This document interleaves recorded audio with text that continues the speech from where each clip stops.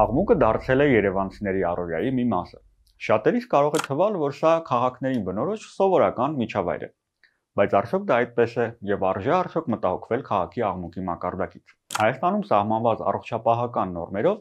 բնակելի տարածքներում թույլատրելի առավելագույն աղմուկը ցերեկով 55 դեցիբել է, իսկ գիշերով 45։ Համեմատության համար 45 դեցիբելը լուռ գրադարանի ձայնն է։ Իսկ ինչ ունենք իրականում։ Չափումները ցույց են տալիս, որ քաղաքի կենտրոնում օրինակ աղմուկը հաճախ հասնում է 60-ից 78 դեցիբելի, նույնիսկ ուշ երեկոյան։ Սա նույնն է, որ ձեր տանն անընդհատ միացված լինի փոշեկուլը։ Երևանում աղմուկի ամենամեծ մեղավորը տրանսպորտն է։ Հին շարժիչներով մեքենաներ, չդադարող ազդանշաններ եւ իհարկե հուսահատության գազելներին փոխարինելու եկած ղժացող ժոնգտոնգներ։ Այս ամենին գումարում ենք շինարարական աշխատանքների, աղմկոտ բեռնատարների, ժամանցի վայրերի բարձր երաժշտության նկատմամբ վերահսկողության իսպառ բացակայությունը եւ ստանում են քաղաք, որը երբեք չի լռում։ Երևանցիները փորձում են պաշտպանվել այս աղմուկից, փակելով պատուհանները կամ ականջակալներ դնելով, կամ էլ պարզապես սովորում են ապրել աղմուկի հետ։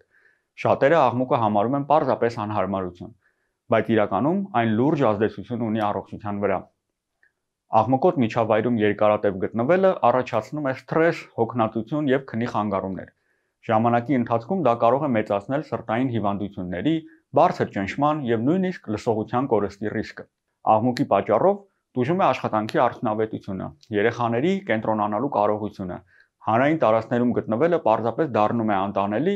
եւ ընդհանուր առմամբ քաղաքային միջավայրը կյանքի որակի տեսանկյունից դառնում է անբարենպաստ։ Այո, աղմուկը մեծ քաղաքներում անխուսափելի է, բայց այն հնարավոր է վերահսկել եւ նվազեցնել։ Սակայն քաղաքային իշխանությունները մինչ օրս լուրջ չեն մոտենում խնդրին։ Իսկ ինչ է պետք անել։ Լուծումները կարելի է բաժանել երկու խմբի՝ ենթակառուցվածքներ եւ վերահսկողություն։ Աղմուկը նվազեցնող ենթակառուցվածքները ներառում են մայրուղիների կամ աղմուկի աղբյուրների շրջակայքում գտնվող բնակելի թաղամասերի շուրջ ձայնային պատնեշների կառուցումը, կանաչ գոտիների ավելացումը որպես բնական պատնեշ փողոցային աղմուկի դեմ, փողոցների ասֆալտապատումը աղմուկը կլանող հատուկ ծածկույթով, որը նվազեցնում է անվադողերի ձայնը,